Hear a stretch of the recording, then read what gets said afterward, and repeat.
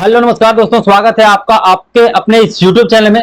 तो दोस्तों, आज हम आपके लिए लेकर के आए अबुआ आवास योजना को लेकर के एक इंपॉर्टेंट मैसेज। जैसा कि दोस्तों आपको पता है कि आपको अबुआ आवास तो बनाना ही बनाना है, लेकिन अबुआ आवास बनाने में आपको काफी परेशानियां हो रही है। जैसे आपको बालू ना मिल पाना, आपको अबुआ आवास बनाने के साथ साथ में शौचालय को बनवाना, उसमें भी आपको अबुआ आवास का दूसरी किस्त ना मिल पाना। तो इन्हीं सब चीजों को लेकर के आज हम एक पेपर की कटिंग को लेकर के आए हैं, और उसमें से चंपा ईश्वर ने यह बयान दिया है कि आपको शौचालय को किस तरह से बनवाना है उसके बारे में। दोस्तों आइए हम आपको उस चीजों पर लेकर के चलते हैं और वहां से आपको दिखाते हैं कि चंपा ईश्वर ने आज क्या बातें बोला है और उन्होंने क्या बयान दिया है। तो दोस्तों आइए पेपर की कटिंग की ओर चलते हैं। दोस्तों यहां पर आप देख सकते हैं, जो कि मैं आपको हाईलाइट कर दे रहा हूं। विकास व जन कल्याणकारी योजनाओं को लेकर अधिकारियों के साथ सीएम ने की समीक्षा बैठक। यही अबुआ आवास योजना को लेकर के उन्होंने एक जायजा लेने के लिए अपने अधिकारियों से बैठक किया है चंपा ईश्वर ने।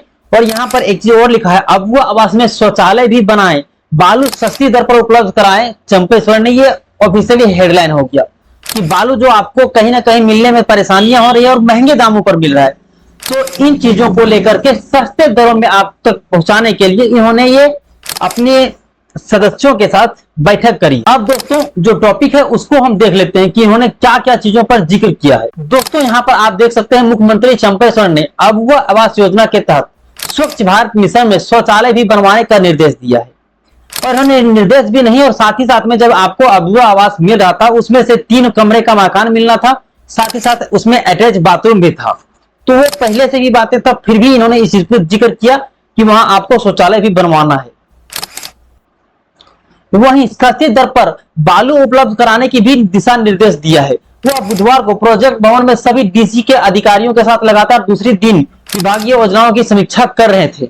वही अपने जितने भी अधिकारी लोग थे, डीसी लोग थे, उन लोगों के साथ बैठ करके चर्चाएं कर रहा था कि आपको अबुआ आवास में पहली किस्त मिला है, दूसरी किस्त मिला है, अगर नहीं मिला है तो क्यों नहीं मिला है, उसके बारे में जो सारा जायजा लिया जा रहा था कि अगर आपको अबुआ आवास का पहला भी किस्त मिल गया है और आपने अभी तक घर नहीं बनाया है तो क्यों नहीं बनाया है, और अगर आपको अबुआ आवास की पहली किस्त मिल गया है तो आपको दूसरी किस्त क्यों नहीं मिल रहा है, क्या प्रॉब्लम हो रहा है। तो वही अपने डीसी, जितने भी डिस्ट्रिक्ट के डीसी थे, सबों के साथ बैठ करके ये तालमेल रखा गया कि आखिर किस तरह से इसका प्रॉब्लम जो है उसको सॉर्ट आउट किया जाए।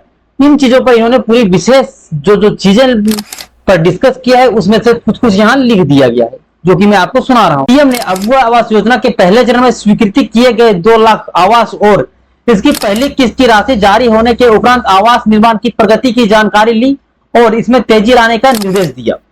जैसा कि इस पेपर के कटिंग में लिखा हुआ है कि आपको अबुआ आवास की पहली किस्त मिल गई है और आपने अभी तक काम को क्यों नहीं किया है, या फिर आपका जो स्लो चल रहा है। जैसा कि आपको पता है कि इलेक्शन के टाइम में आप लोगों को काफी दिक्कत का सामना करना पड़ा।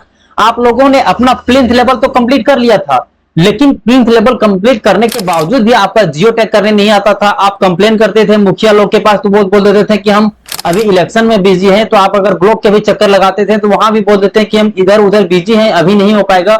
तो चंपा ईश्वर ने इन सब डीसी लोगों के साथ में बैठ करके ये निर्णय लिया कि अगर आपका पहली किस्त मिल गया है तो उसका घर कहां तक बना है, दूसरी किस्त भेजने की तैयारियां किस तरह करनी चाहिए, दूसरी किस्त कब तक भेजनी चाहिए, इन सारी चीजों पर इन्होंने चर्चा किया है। इस योजनाओं के लाभुक गरीब और जरूरतमंद होते हैं।